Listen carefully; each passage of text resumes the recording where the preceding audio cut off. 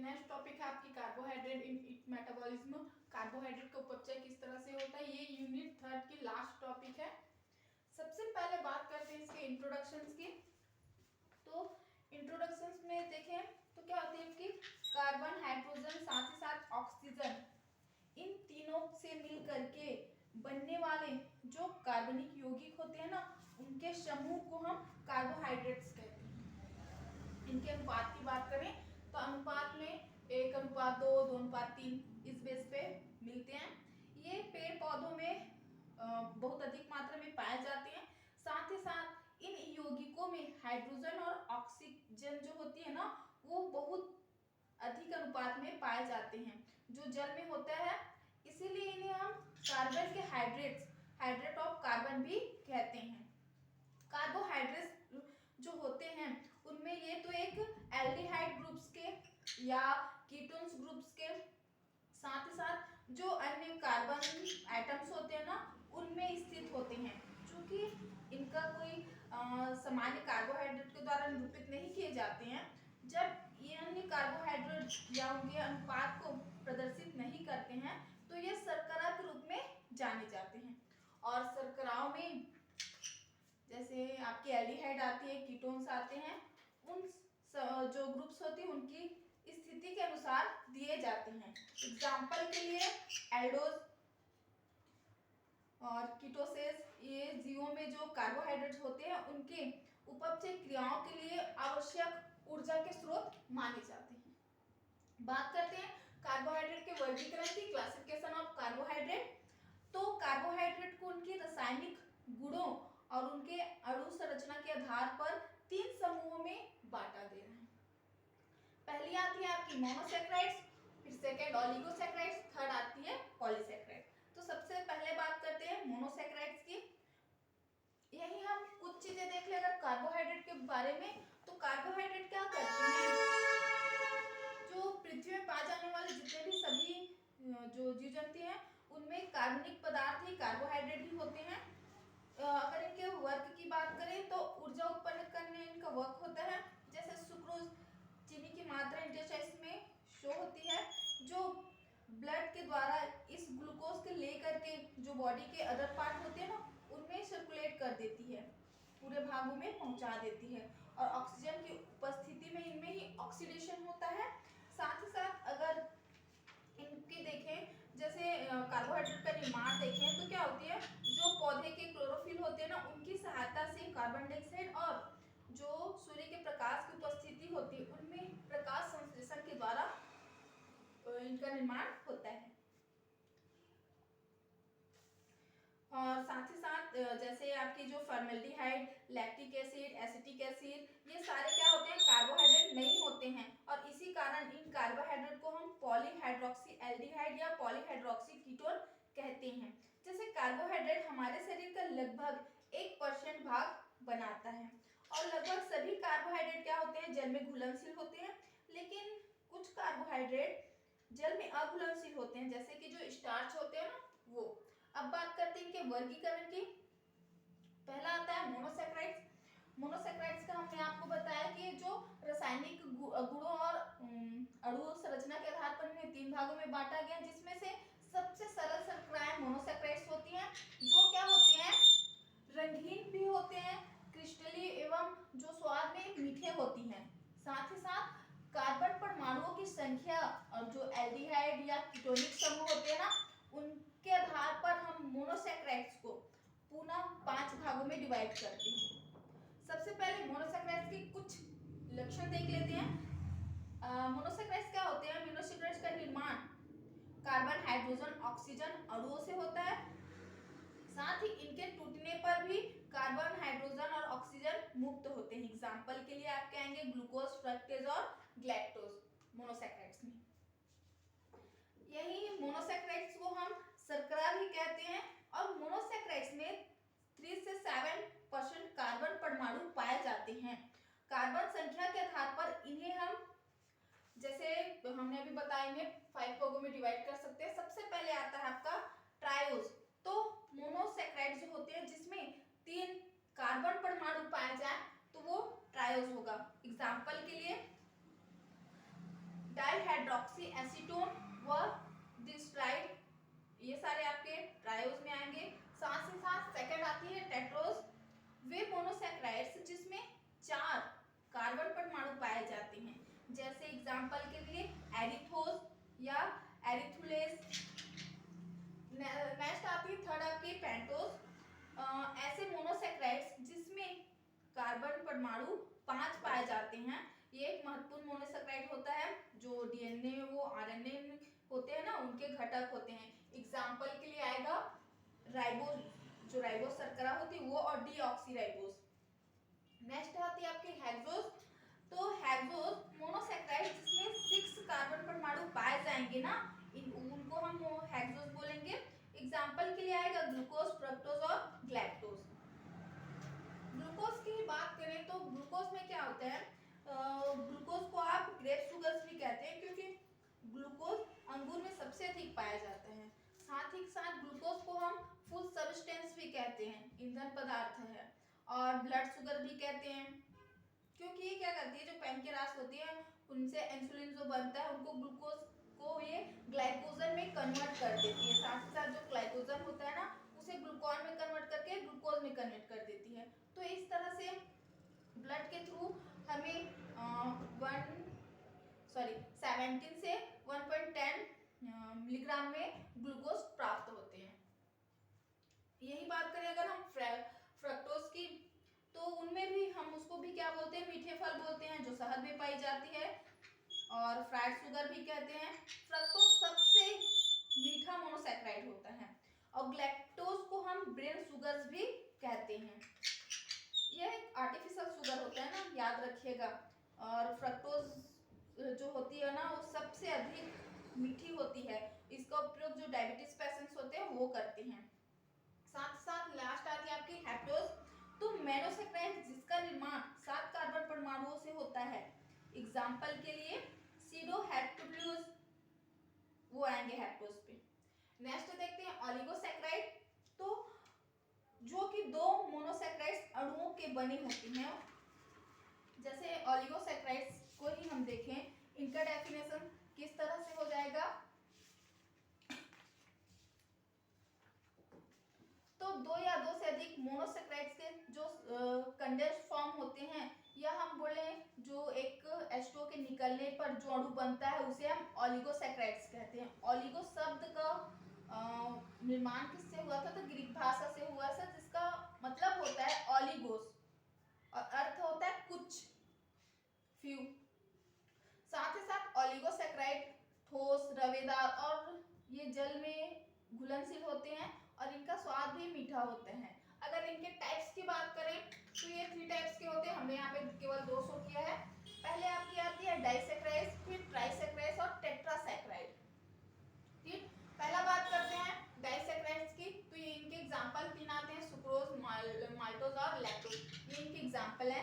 पहला डाइसैकेराइड, तो ये मोनोसैकेराइड्स के 2 अणुओं के कंडेंस्ड फॉर्म के होने से बनते हैं, संघनन से बनते हैं। इसके फलस्वरूप जो जल के एक अणु बाहर निकल जाते हैं, और मोनोसैकेराइड्स के 2 अणु ग्लाइकोसाइट्रिक लिंकेज के द्वारा जुड़कर डाइसैकेराइड का निर्माण करते हैं। हमने एग्जांपल बताया आपको, सुक्रोज, माल्टोज और लैक्टोज।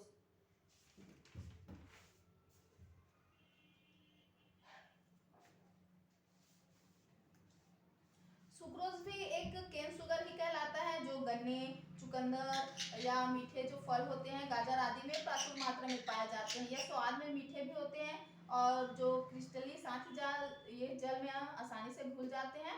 ये जल अपघटन के द्वारा ग्लूकोज और फ्रक्टोज में विघटित हो जाते हैं। और लैक्टोज की बात करें तो जो मिल्क शुगर होते हैं वो हैं दूध शर्कराएं। माल्टोज क्या होती है, माल्ट शर्करा कहते हैं, जो एमाइलेज होते हैं ना, एमाइलेज एंजाइम, उनके द्वारा ग्लाइकोजन पर क्रिया के मतलब ग्लाइकोजन की क्रिया के फलस्वरूप इनका निर्माण होता है। बात करें यही हम सेकंड ट्राइसैकेराइड्स की, तो यह मोनोसैकेराइड्स के 3 अणुओं के जुड़ने से बनते हैं, जो जलीय अपघटन के फलस्वरूप इनमें मोनोसैकेराइड्स के 3 अणु बनते हैं। जैसे आपकी जो ग्लूकोज, फ्रक्टोज और ग्लैक्टोज होगी ना, इन तीनों से रैफिनोज बनेगा। जो आपकी ट्राइसैकेराइड्स के एग्जाम्पल हैं। बात करें टेट्रासैकेराइड्स की, तो इनके प्रत्येक अणु मोनोसैकेराइड्स के 4 अणुओं के मिलने से बनेंगे। एग्जाम्पल के लिए आएंगे स्टेकियोस, ठीक, हमने सुन लिया। नेक्स्ट आपकी आती है पॉलीसैकेराइड्स। तो अनेक मोनोसैकेराइड्स यूनिट्स और ग्लाइकोसाइडिक बॉन्ड्स से जुड़ करके आपकी पॉलीसैकेराइड्स का निर्माण होता है। इसके एग्जाम्पल आते हैं स्टार्च, मांड या ग्लाइकोजन, सेलुलोज आदि। इन्हें पुनः 2 भागों में बांटा जाता है। पहली आती है होमोपॉलीसैकेराइड्स और दूसरी हेटेरोपॉलीसैकेराइड्स। देखिए होमोपॉलीसैकेराइड्स क्या होती है, यह एक ही प्रकार के मोनोसैकेराइड से मिलकर के बनती है, जैसे ग्लाइकोजन या सेलुलोज, स्टार्च। वही हेटेरोपॉलीसैकेराइड्स क्या होती है, ये बहुत सारे विभिन्न प्रकार के मोनोसैकेराइड्स के मिलने से बनती है। इसके एग्जांपल आएंगे पैक्टिन्स और काइटिन। अब बात करते हैं हम यहाँ पे कार्बोहाइड्रेट के उपचय की, कि किस तरह से उपचय क्रियाएं होती है कार्बोहाइड्रेट मेटाबॉलिज्म। तो इसे एनाबॉलिज्म और कैटाबॉलिज्म दो प्रोसेस में बताया गया। सबसे पहले हम कार्बोहाइड्रेट मेटाबॉलिज्म देख लेते हैं। तो मेटाबॉलिज्म जो शब्द होती है उसकी उत्पत्ति मेटाबॉल से हुई है, जिसका अर्थ होता है चेंज, परिवर्तन। जैव क्रियाओं के लिए जो बायो एनर्जी होती है, ऊर्जा उत्पन्न करने वाले, साथ ही साथ जो शरीर की वृद्धि या ऊतकों की मरम्मत के लिए आवश्यक पदार्थ का सिंथेसिस करने के लिए, और प्रत्येक जो जीवधारी होते हैं उनके प्रत्येक भोजन के रूप में विभिन्न पोषक पदार्थ लेकर के एक निरंतर रासायनिक रूपांतरण करते हैं। जैसे शरीर में पदार्थों के इस तरह के रूपांतरण के लिए जो निरंतर होने वाली जो फिजिकल या केमिकल रिएक्शंस होती हैं, उनको मिला करके हम मेटाबॉलिज्म कहते हैं। जीवों के लिए कार्बोहाइड्रेट एक केमिकल एनर्जी के बोल सकते हैं प्रमुख स्रोत होता है। जीवों के द्वारा जब कार्बोहाइड्रेट युक्त भोजन को ग्रहण किया जाता है, तब ये एलिमेंट्री कैनाल में इसके डाइजेशन के फलस्वरूप ये सरल मोनोसैकेराइड्स या आप बोल सकते हो 6 कार्बन अणु जैसे ग्लूकोज, फ्रक्टोज, ग्लैक्टोज में विघटित होकर के ये ब्लड के द्वारा अवशोषित होते हैं और रक्त वाहिनियों के द्वारा लीवर में पहुंचा दिए जाते हैं। और लीवर में ये लीवर सेल्स होते हैं ना, उनको ग्लैक्टोज और फ्रक्टोज को ये ग्लूकोज में कन्वर्ट कर देती है। फिर इनका वहां पे उपचय के फलस्वरूप ऊर्जा का उत्पादन होता है। जो कार्बोहाइड्रेट उपचय होता है उनका मुख्य स्थान हम बोल सकते हैं यहाँ पे लीवर सेल होगी। अब देखते हैं कार्बोहाइड्रेट की प्रोसेस एनाबॉलिज्म और कैटाबॉलिज्म। एनाबॉलिज्म में सबसे पहले आएगी आपकी ग्लाइकोजिनेसिस, दूसरी आएगी ग्लाइकोजिनोलिसिस और तीसरी आएगी ग्लाइकोनियोजिनेसिस, फिर लैपोजिनेसिस आएगी और कोलेस्ट्रॉल आएगा। बात करते हैं यहाँ पे हम ग्लाइकोजिनेसिस की।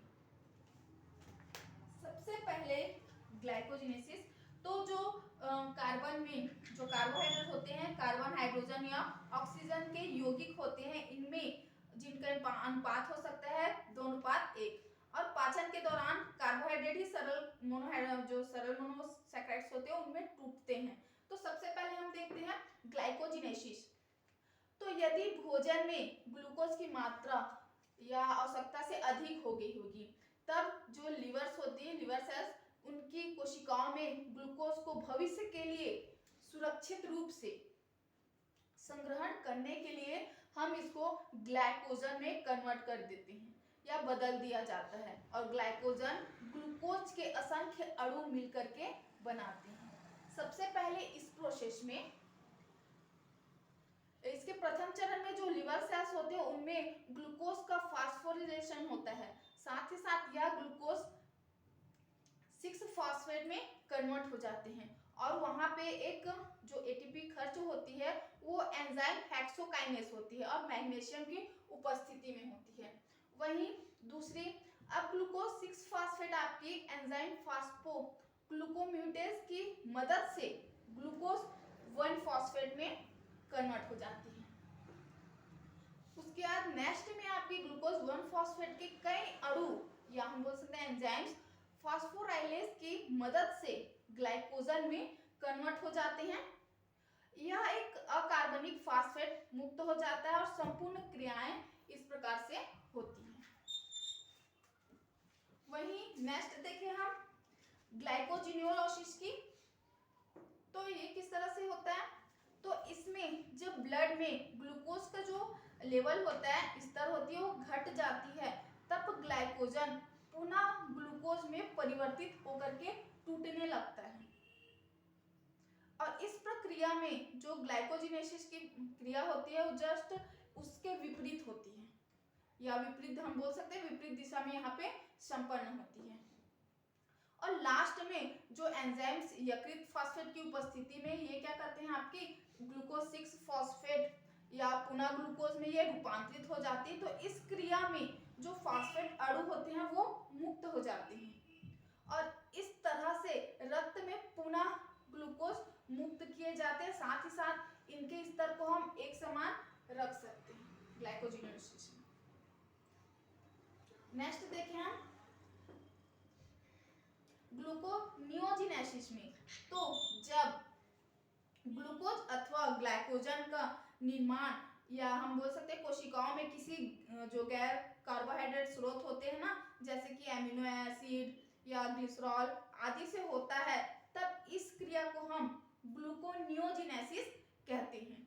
सामान्यतः यह क्रिया तब शुरू होती है जब शरीर कई दिनों से भूखा हो, क्योंकि जो ग्लाइकोजन होता है वो शरीर में एक निश्चित सीमा तक ही संग्रहित किए जाते हैं और ग्लूकोज की जो प्राप्ति होती है वो अन्य साधन के द्वारा उपलब्ध न होने की दशा में हम जो प्रोटीन होते हैं हमारी बॉडी में, वो अधिक स्रोत से ग्लूकोज का निर्माण करती है। वही बात करें हम लाइपोजिनेसिस की, तो सामान्य परिस्थिति में यदि शरीर में कई जो शक्ति उत्पन्न करने अथवा ग्लाइकोजन के रूप में जो लीवर्स या पेशी कोशिकाओं में संग्रहित होते रहने वाले के बावजूद यदि ब्लड में ग्लूकोज की मात्रा सामान्य से अधिक हो जाती है, जो लिमिटिंग है वो अधिक हो जाएगी, तो इन परिस्थितियों में लीवर सेल्स में कुछ एंजाइम्स, या हम बोल सकते हैं कुछ एंजाइमी अभिक्रियाएं द्वारा ग्लूकोज के समान ही अधिक मात्रा में वसाओं में बदल करके ये एडिपोज टिश्यू होती है ना, उनमें संरक्षित रखे जाते हैं और इस प्रक्रिया को हम लाइपोजिनेसिस कहते हैं। ये ऊतक मुख्य रूप से जो त्वचा के नीचे या हृदय या विक के निकट या एलिमेंट्री कैनाल के स्थान पे एकत्रित होते हैं और इस क्रिया में थोड़ी बहुत मात्रा में जो फैट होते हैं वसाओं का शरीर में संचय, बोल सकते हैं बुरा तो नहीं होता है किंतु अधिक मात्रा में संचित होती लगती है और इस प्रकार की जो वसाएं होती हैं वो शरीर को भद्दा और भारी बना देती हैं। चलिए नेक्स्ट देखते हैं हम कोलिसाइकिल। कोलिसाइकिल्स में जो मांसपेशियों में जब संकुचन होता है, जब मांसपेशियों में अनेक महत्वपूर्ण जो रासायनिक परिवर्तन होते हैं या पेशियों में संकुचन के लिए ऊर्जा की आवश्यकता होती है, तब मांसपेशियों में बहुत जो अधिक मौजूद ग्लाइकोजन होते हैं वो ऊर्जा के मुख्य स्रोत होते हैं और इसके अतिरिक्त यदि जो फैटी एसिड होते हैं या एसिटो एसिड के ऑक्सीकरण से अधिक मात्रा में ऊर्जा प्राप्त होती है और साथ ही साथ इसी प्रक्रिया में लैक्टिक एसिड का भी निर्माण होता है और इन सभी परिवर्तनों को हम कोलिसाइकिल कहते हैं। इस रासायनिक अभिक्रिया को जैसे से कंप्लीट होती है, इस पे क्या होते हैं जो हम इस पे परिवर्तन होता है conversation of adenosine triphosphate ATP और एडिनोसिन डाइफॉस्फेट एडीपी, इनमें कन्वर्ट होते हैं। यह रासायनिक प्रक्रिया के द्वारा जो मसल फाइबर्स होती हैं उनकी मायोफाइब्रल्स की मायोसिन प्रोटीन में जितने भी मौजूद एंजाइम्स होते हैं वो एटीपीज की उपस्थिति में होती है। साथ ही साथ जितने भी एटीपी में एक जो फास्फोरिक अम्ल होते हैं उनके एक अणु अलग हो जाते हैं और वो पेशी संकुचन के लिए वहां पे तुरंत ऊर्जा का निर्माण करती है और यह प्रक्रिया भी ऑक्सीजन की उपस्थिति में ही कंप्लीट होती है। जैसे यहाँ पे ब्रेकडाउन होता है क्रेटिन फॉस्फेट का ब्रेकडाउन होगा। सबसे पहले क्रिएटिन फॉस्फेट ब्रेकडाउन होने पर इस प्रक्रिया में ऑक्सीजन की उपस्थिति और ऑक्सीजन की अनुपस्थिति दोनों की प्रोसेस में होती है। वहीं ग्लूकोज फॉस्फेट का भी निर्माण होता है। ग्लूकोज फॉस्फेट के निर्माण में ग्लाइकोजन और फॉस्फोरिक एसिड होते हैं। जो माइसल फाइबर में उपस्थित ग्लाइकोजन होती है वो एटीपी से अलग हुए फास्फोरिक अम्ल के साथ क्रिया करके ग्लूकोज फॉस्फेट बनाती है। वहीं यहाँ पे आपकी फ्रक्टोज डाइफॉस्फेट का भी फॉर्मेशन होता है। इस प्रक्रिया में ग्लूकोज फॉस्फेट एंजाइमेटिक रिएक्शन करके फ्रक्टोज डाइफॉस्फेट बनाते हैं। वहीं आपकी इस पे लैक्टिक एसिड का भी फॉर्मेशन होता है, वो एंजाइमेटिक रिएक्शंस के थ्रू ही होता है। साथ ही साथ क्रिएटिन फॉस्फेट का भी यहाँ पे पुनर्निर्माण होता है। हम बोल सकते हैं रिफॉर्मेशन ऑफ क्रिएटिन फॉस्फेट, जिसमें क्रिएटिन फॉस्फेट के पुनः संश्लेषण के लिए जो आवश्यक ऊर्जाएं होती हैं वो ग्लाइकोजन के लैक्टिक अम्ल में टूटते समय प्राप्त होती है। साथ ही साथ जो मसल फाइबर्स होते हैं उनमें बने हुए लैक्टिक अम्ल का जो 1/4 भाग होता है वो ऑक्सीकृत हो जाता है और एटीपी साथ ही साथ कार्बन डाइऑक्साइड और जल के अणु में ये कन्वर्ट हो जाते हैं। जबकि जो लैक्टिक अम्ल होती है उसका 1/4 भाग बोल सकते हो आप लीवर या जो मसल सेल्स होती है उनमें पुनः ग्लाइकोजन का निर्माण होना स्टार्ट करती है। तो ये आपकी कार्बोहाइड्रेट एंड इट मेटाबॉलिज्म, उसके उपचय की क्रियाएं किस तरह से होती है वो है। ये हमने आज एनाबॉलिज्म देखा है ना, केवल एनाबॉलिज्म की प्रोसेस कंप्लीट हुई है यहाँ पे।